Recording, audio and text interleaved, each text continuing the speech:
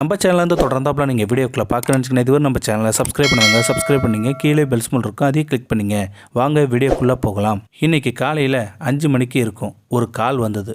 ஒரு 22 வயசு பொண்ணு நைட்டு முழுக்க பஸ் ஸ்டாண்டையே சுற்றிட்டு இருக்காங்க. பார்க்க நல்லா ஹெர்ஜிப் போட்டுக்கிட்டு கையில் ஒரு பேக்கோடு நின்றுக்கிட்டு இருக்காங்க. உடனே அந்த இடத்துக்கு நானும் இன்னொரு உளவியல் ஆலோசகரும் போனோம். அந்த இடத்துலேருந்து அந்த பெண்ணை பத்திரமா ஹாஸ்பிட்டலுக்கு அழைச்சிட்டு வந்து அந்த பெண்ணோட பேச ஆரம்பித்தோம். சாப்பிட்டியாம்மா? இல்லை சார். சரி, சாப்பாடு வாங்க சொல்லியிருக்கோம், வந்ததும் சாப்பிடுங்க. எந்த ஊர் நீங்கள்? கன்னியாகுமரி சார்.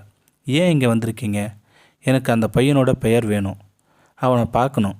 சரி, அவரை பார்க்க நாங்கள் ஏற்பாடு பண்ணுறோம். அவர் உங்களுக்கு எப்படி தெரியும்? எனக்கு ஃபேஸ்புக் மூலமாக தான் அவர் பழக்கம் ஆனார். என்னை லவ் பண்ணுறாரு. அவரை நான் கல்யாணம் பண்ணிக்கணும். சரி, நீங்கள் என்ன படிச்சிருக்கீங்க? கம்ப்யூட்டர் இன்ஜினியரிங் முடிச்சிருக்கேன் சார். இவ்வளோ படித்த பிள்ளையாக இருக்கீங்க, ஏன் இவ்வளோ தூரத்துலேருந்து இந்த நேரத்தில் இங்கே வந்திருக்கீங்க? உங்களுக்கு எதுவாக ஆச்சுன்னா என்ன பண்ணுறது? சரி, அப்பா அம்மா மொபைல் நம்பர் தெரியுமா? தெரியும் சார். அந்த பொண்ணு நம்பரை சொன்னாங்க, கால் பண்ணணும். பாத்திமாவோட அம்மாவா நீங்கன்னு கேட்டதும் எதிர்பக்க குரல் ஓன்னு அலறல் அழுகியோடு, ஐயா, என் பொண்ணு எங்கேயா இருக்கா, நீங்கள் யாருன்னு கேட்டோம். ஒரு பயம் கலந்த பதற்றத்தோடு அந்த அம்மா கேட்டதும், அம்மா, நீங்கள் பயப்பட வேணாம், உங்கள் பொண்ணு இந்த இடத்துல ஹாஸ்பிட்டலில் பத்திரமா இருக்காங்கன்னு சொல்லி அந்த பெண்ணை பற்றி கேட்க ஆரம்பித்தோம். இதுவரை எத்தனையோ கேஸ் இந்த ஃபீல்டில் பார்த்துருந்தாலும் அந்த அம்மா சொன்ன விஷயங்கள் ரொம்ப அதிர்ச்சியாக கஷ்டமாக இருந்தது. ஒரே பொண்ணு, ரொம்ப செல்லமாக வளர்ந்துருக்காங்க. அதே நேரத்தில் ரொம்ப நல்ல பொண்ணு. ஸ்கூல் படிக்கிற வரையிலும் எந்த பிரச்சனையுமே சந்திக்காத நல்ல பொண்ணாக இருந்திருக்காங்க. ஸ்கூல் டீச்சர் கூட இந்த பொண்ணை ஒரு ரோல் மாடலாக மற்ற பிள்ளைங்களுக்கு சொல்கிற அளவுக்கு இருந்தாங்க.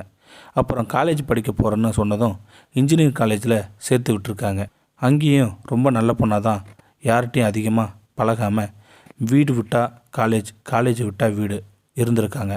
செகண்ட் இயர் படிக்கும்போது ஆண்ட்ராய்டு ஃபோன் வாங்கி தரணும்னு கேட்டாங்க.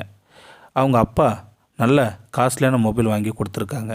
அந்த மொபைல் வாங்கினதும் 3 மாதத்தில் அந்த பொண்ணோட நடத்தையில் பல மாற்றம் இருந்தது. சரியாக அப்பா அம்மாட்ட முன்ன போல் பேசுகிறதில்ல. எப்பயுமே அந்த பொண்ணோட தனி அறையில் தான் மொபைலில் கால் சாட்டுன்னு பேசிக்கிட்டே இருந்திருக்காங்க. இது அவங்க அப்பா அம்மாவுமே ஆரம்பத்தில் பெருசாக எடுத்துக்கல. கொஞ்ச நாள் போக ரொம்ப நேரமாகியும் அந்த பொண்ணோட ரூம் திறக்கவே இல்லை.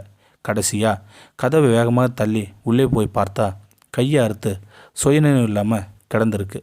பதறி போய் ஹாஸ்பிட்டலில் சேர்த்ததுக்கப்புறம் கேட்டப்போ தான் அந்த பொண்ணு சொல்லியிருக்கு, நான் ஒரு பையனை ஃபேஸ்புக் மூலமாக லவ் பண்ணுறேன். அவன் இல்லாமல் என்னால் வாழ முடியாது.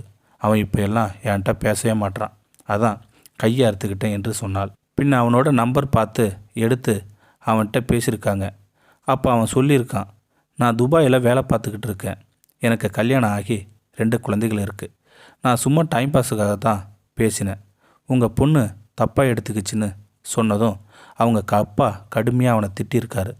ஏன்னா நிர்வாணமாக அவன் எடுத்து அனுப்பின ஃபோட்டோஸ் கேலரியில் இருந்திருக்கு. அந்த பொண்ணு அனுப்பியிருக்கா. இவ்வளோ பிரச்சனை இருக்குது, காரணம் அவன்தான். அவன் மேலே போலீஸ் கேஸ் கூட கம்ப்ளைண்ட் கொடுத்துருக்கோம்னு சொல்லி ரொம்ப நேரம் அழுதாங்க அவங்க அப்பா அம்மா 2 பேருமே. அவங்கள சமாதானப்படுத்தினோம். ஏன் உங்கள் பொண்ணு இங்கே வந்திருக்காங்கன்னு கேட்டதுக்கு அவன் என் பொண்ணோட வாழ்க்கையை சீரழிச்சிட்டு போயிட்டான். இன்னும் அவனோட நினப்பிலேயே அலைஞ்சிக்கிட்டே இருக்கா. அவளை எவ்வளோ பத்திரமா வச்சுருந்தாலும் இங்கேருந்து ஓடிடுறா. ஓடி வந்து அவனோட ஊரில் வீதியாக சுற்றுறா. இதோட ஒரு 50 தடவை இப்படியே வந்துட்டா. அவளை அங்கேயே பத்திரமா வச்சுக்கோங்க ஐயா, நாங்கள் உடனே வரோம்னு சொல்லி ஃபோனை வச்சுட்டாங்க. இப்போ அந்த பொண்ணுக்கு மனநலம் பாதிக்கப்பட்டதால் தொடர்ந்து சிகிச்சையில் வச்சுருக்க ஏற்பாடு செஞ்சுருக்கோம். ஏன் இவ்வளோ பெரிய பதிவானா இங்கே பதிவிட்டிருக்கேன்னா, இன்றைக்கி இதுபோல் நிறைய பேர் இந்த முகநூல் பயன்படுத்தி சில பெண்களோட வாழ்க்கையில் சீரழிச்சிக்கிட்டு இருக்காங்க. அதிகமாக கல்யாணம் ஆனவங்க தான் இந்த தவறை பண்ணுறாங்க. இந்த ஆசை பேச்சுக்கள்லாம் விழுந்து சீரழியாமல் பெண்கள் தன்னை பாதுகாத்துக்கணும்.